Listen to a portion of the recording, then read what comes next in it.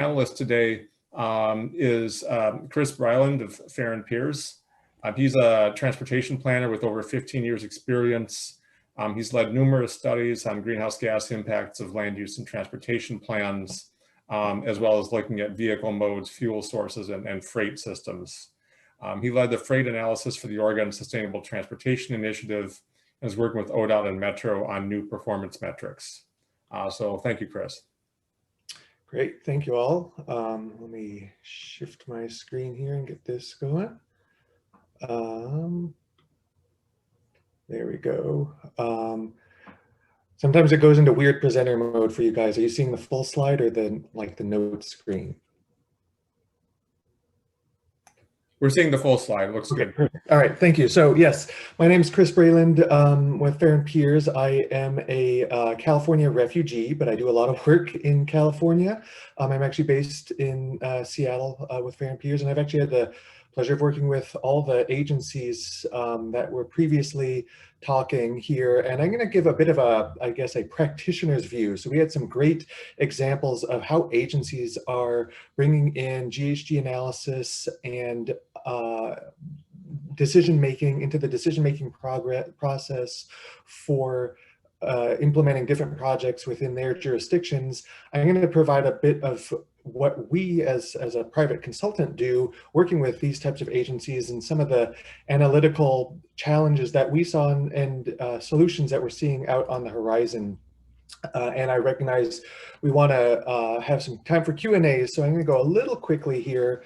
But if there's questions, just feel free to pop them in the chat and we'll see what we can address in Q&A.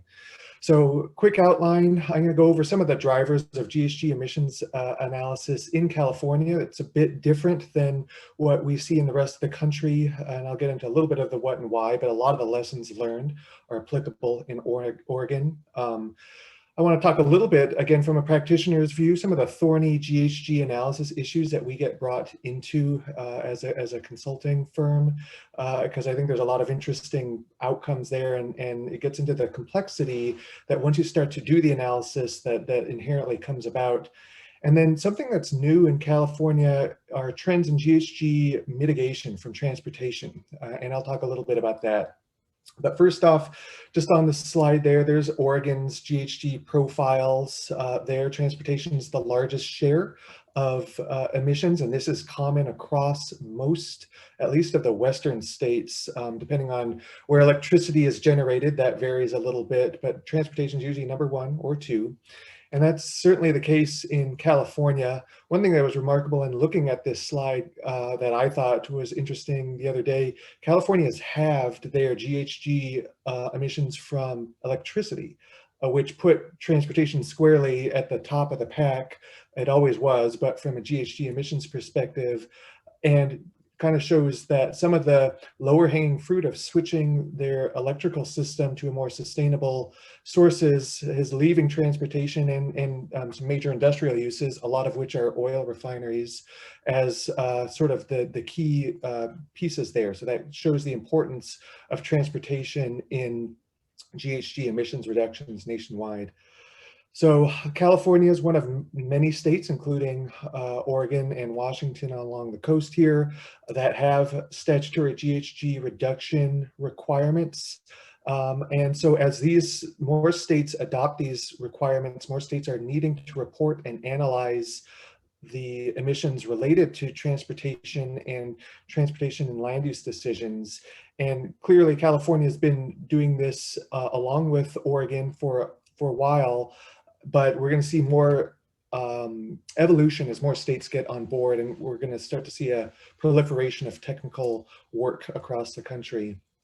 But one thing I wanted to mention that's a bit unique from a California perspective is a key driver of what the analysis looks like in the state has to do with CEQA, the California Environmental Quality Act.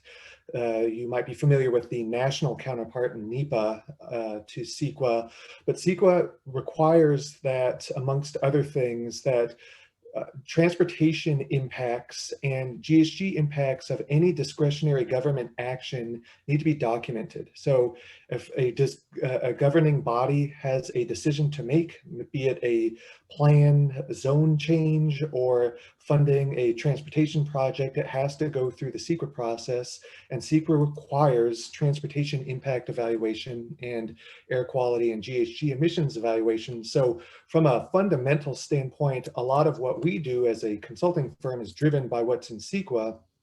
And there's some unique flavors to that that have been evolved through the decision-making process that I'm going to get into. Yeah, I may mentioned SB 743. If you work in California at all, and Oregon's the same, except you have different acronyms, but all the little SBs and ABs, the Senate bills and Assembly bill numbers, everybody memorizes those after a while, but it can be a little hard for folks outside of the state.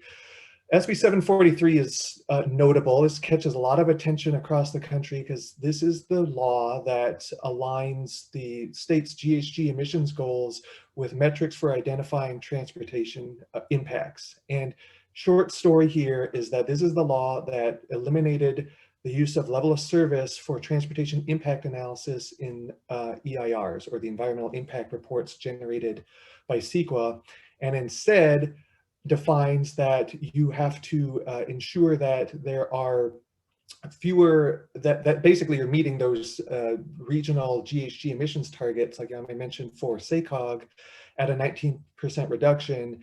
It kind of codifies the link between GHG and VMT, and most agencies in the states in implementing CEQA now are using a VMT threshold for identifying transportation impacts.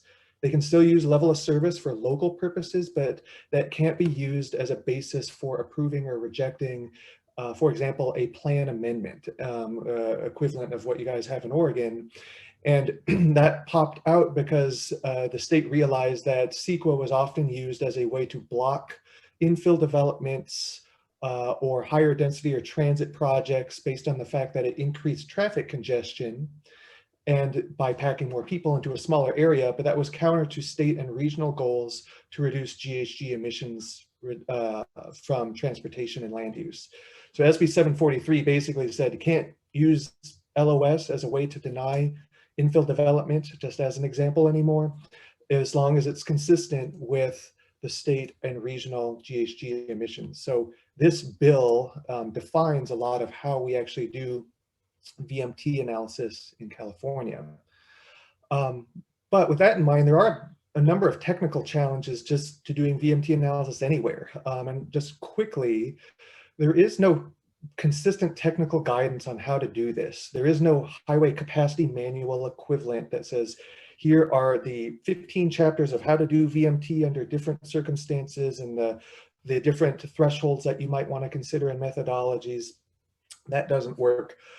Chris Porter mentioned that feds are providing some additional guidance on this, and that's great, but there's no national body yet that sort of kind of stamped its approval on how to do this sorts of analysis. And even the vocabulary of how to describe VMT, the methods, the metrics vary, and that leads to a lot of limitations in specific applications. And I'm going to get into a couple of those in a minute. And so with that background in mind, I wanted to get into some of the more specifics of the evaluation challenges, and some of them stem from what type of VMT to measure. VMT sounds pretty straightforward, and at a system planning level, it is, or if you're doing a climate action plan or clean energy plan, fairly straightforward. But when you're getting into looking at what are the project impacts from either a land use decision, a zoning decision, or a highway or a roadway project, it gets into, well, who is responsible? Is it the city of Gresham or is it the city of Portland's problems? And isolating that and defining who the impact is related to starts to get into some of the challenges that we're going to talk about from an analytical perspective. So I wanted to start with that. And, you know, again, at first glance, how do we measure VMT? Well, that's pretty easy. We can do sort of this, what we term a boundary, or it's like a cookie cutter approach where you just stamp out a community. This happens to be the city of Citrus Heights in Sacramento County. You can just take a cookie cutter and look at all the VMT that's generated in there. And that's fine for an inventory analysis, for example, for that community, but it's a problematic when we're trying to assess impacts and responsibility. And it can also lead to some inaccuracies when you're trying to account for things, particularly at small geographies. What do you do about through trips? What do you do about trips that cross jurisdictional boundaries? And those start to matter when we're trying to parse out what are the specific implications of, for example, rezoning a portion of that city? How do we account for their impacts versus the traffic that's flowing in from the surrounding communities? And that's kind of where CEQA gets wrapped around the axles, because as is anything, lawyers get involved and things get very complicated very quickly. So that's sort of the background behind some of the issues that we often get brought into. So what case law and guidance from the state of California and sort of experience from jurisdictions doing this sort of thing has kind of settled into is that you have to do what's termed more of a full accounting if you're trying to look at specific GHG and VMT implications of a lot of types of projects, where you actually have to track the trips and where they're going and who's doing that. And that's clearly more complex. So that same community, when we apply a VMT analysis through SACOG's model here, leads you to a much wider footprint for where VMT is going and how it's working. That refinement allows you to answer additional questions that you can that are necessary to avoid double counting and attributing some of the impacts. But it is a major source of confusion and complexity once you start to track all those trips that have left the city of Citrus Heights and are going to different areas. Well, whose responsibility are those? And this is where some of SB 743 has had to weigh in to help clear that out. And as Oregon and other states are looking at this, these sorts of complex questions need to be answered. Doesn't mean you have to do it the way that it's done in California, but it does need to be answered so that we can clearly start to understand how different VMT and GHG implications are tracked and who is attributing the benefits and consequences of that. So in brief here, SB 743 transportation analysis only looks at home-based trips. So home-based work and home-based other trips are the only thing that are specifically tracked. And this is off of the current guidance from the state. And home-based work trips, I'll note that half of those home-based work attribution goes to sort of the residential end and half goes to the employment end. And I just used some generic examples here of an office and a residential project. And what that means is that some non-residential uses like retail, as an example, they influence or affect VMT, but they're not specifically generating VMT from an SB 743 lens. So in other words, the households are sort of the fundamental unit of analysis that we're looking at from an SB 743 lens. And that has some significant implications for looking at how a city might want to do a plan amendment, because they could rezone and do a lot of infill retail, for example. If they're a retail poor community, that retail in the SB 743 sense wouldn't generate any VMT impacts. It might affect the community's VMT by actually capturing more trips and thus reducing it. But it's one of those nuances of how it's measured specifically in this legal context that shows the complexity behind how you have to parse these trips out and why some of these things can be a lot more complicated than at first blush. To help to manage that a little bit, SACOG mentioned some project screening tools. These are popping up all over the state and in different contexts. This is an example of a tool that our firm helped develop for Lake County, which is off to the west towards the coast, that provides a quick analysis of whether or not a development is likely to meet or not meet the state's sustainable community strategy at first glance. And it's based primarily on where that project is located and its likely VMT generation against the regional VMT targets. And so this strips a lot of the complex modeling away from the process, because for an individual project, that type of modeling can be so onerous that it's difficult to carry out. So a lot of communities are looking for these screening tools to at least provide a initial, yes, you meet the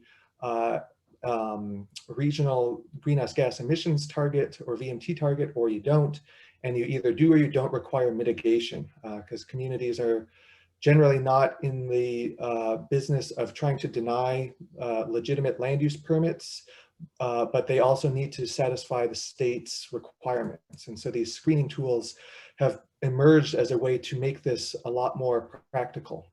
However, I'd say if you're a jurisdiction in Oregon and looking for land use approvals, this can work well. But when it gets to more specific city or county-led efforts, you're going to have to fall back on typically more complex analysis tools to be able to answer the types of questions. You can't necessarily just screen things at a municipal level the way you can for some development approvals. Another topic I wanted to get into a little bit, again, maybe more specifically tailored towards jurisdictions, is the importance of measuring induced demand. This is not universally done in California. However, if you kind of look at it from a legal risk perspective, it really should be required for any infrastructure project. And that is because when you look at anytime you're doing a capacity expansion project, if you're not accounting for the induced demand that that project will have, then you're underestimating the GHG impacts of that type of project. So this is another area that we're getting more involved with, because again, this is not a straightforward type of analysis.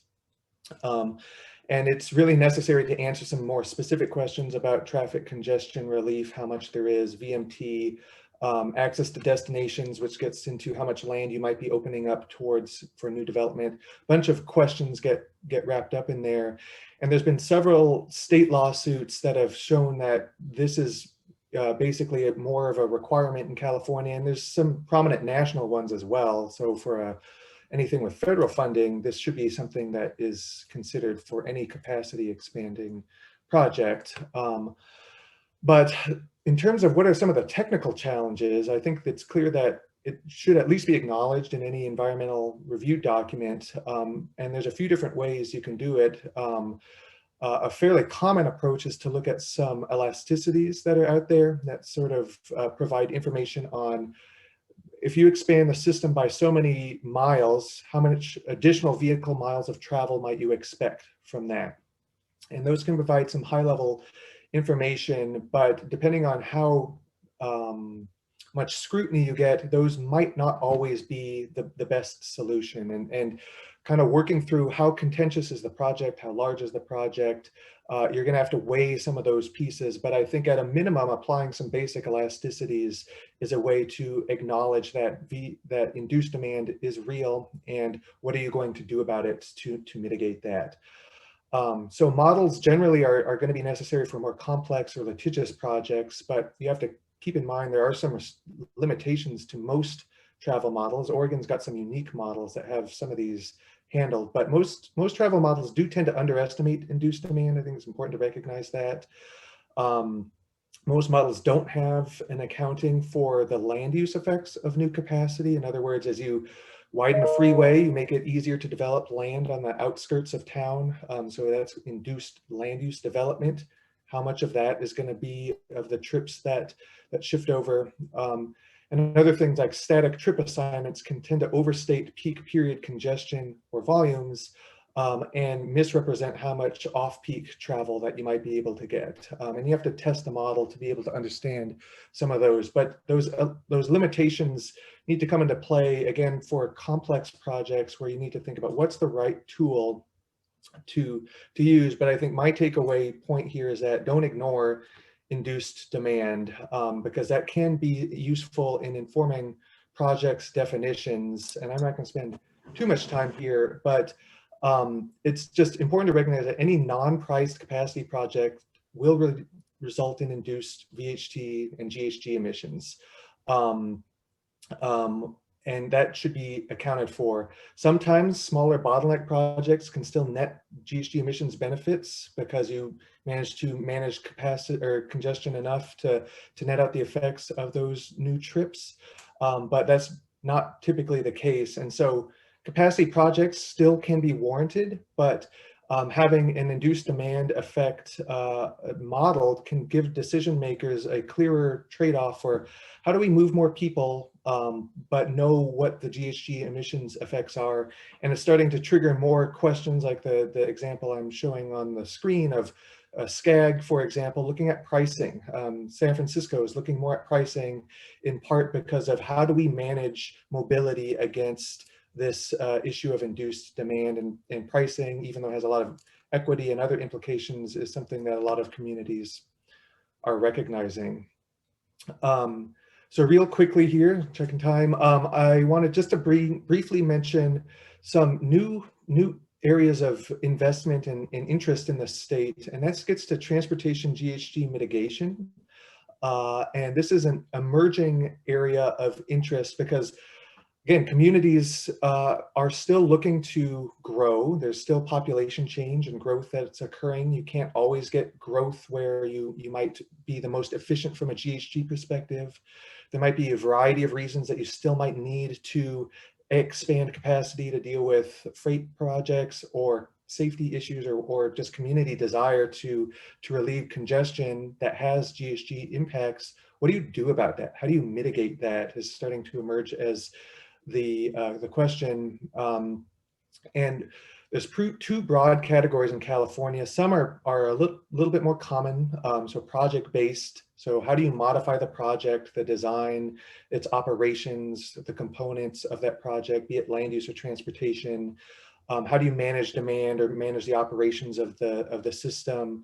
How can you foster built environment changes, sort of more larger scale traditional pieces? But the newer innovations are these program-based elements that are starting to pop up. And I'll talk about mitigation banks and exchanges here. And these are new, starting to emerge. VMT banks, and you can look at these as a bit of a transportation GHG bank and exchange too. But a VMT bank is similar to an impact fee, where an agency or some entity, a government entity, establishes what is the cost for VMT offsets, if you will, that are sort of coalesced usually from a regional source. And then developers or agencies can buy VMT offsets from that bank. And then that agency has to implement whatever they got funded so that you can actually demonstrate that that offset was executed. And as an example, in Los Angeles, the LADOT, LA Unified School District, is looking at having offsets be funding bus pass programs for high schoolers because they have demonstrated that those can reduce GHG and VMT. And so they're looking to see if that can be set up as a way that a bank can set up an exchange for those. The second example are VMT exchanges, similar to a bank, but think of it, I should have put peer-to-peer at the top. It's a peer-to-peer exchange. So again, some sort of jurisdiction will establish a list of VMT reducing programs or projects that can then be listed as available means to offsets. And then again, a developer or an agency can work with whoever has that one of the qualified programs or projects and have them help them implement either through direct funding or some other means to actually make that project move forward. And again, as a way to specifically offset their impacts. As I mentioned, these are just starting to get going. They're new. We will see how they work into the future, but something that a lot of other states might want to look at. And I did ask one of our experts in California, why aren't these exchanges and banks being operated through California's cap and trade program? And the challenge there is that the cap and trade program is really better targeted at big point source polluters, or big sink projects. So things of like a power plant or a forest restoration project, trying to mitigate a small plan amendment doesn't work very well in that context. So that's why those exchanges and banks are popping up. So just briefly as my last slide here, so the transportation is the largest source of GHG in California, and it's growing in recent years despite some downtick in some travel, but the economy is growing, as is transportation. We'll see what happens after COVID, but this sort of puts more pressure on managing transportation's emissions in the GHG space for California. And so measuring VMT, accounting for it, and mitigating the VMT and GHG emissions is paramount, and that's why California focuses so much on that.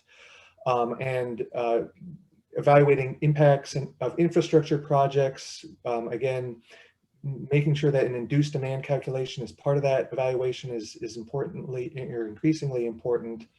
And then trying to figure out what's going to stick to the wall from a mitigation perspective that might be outside of just purely what can be done on the project is something that's also new and growing out there. So we can shift to Q&A. That's my family in front of Mirror Pond in Bend. One of these days when we can get out again, love to go back and visit your beautiful state. So Chris, I'll turn it back to you. Yeah, thanks, Chris. This was a really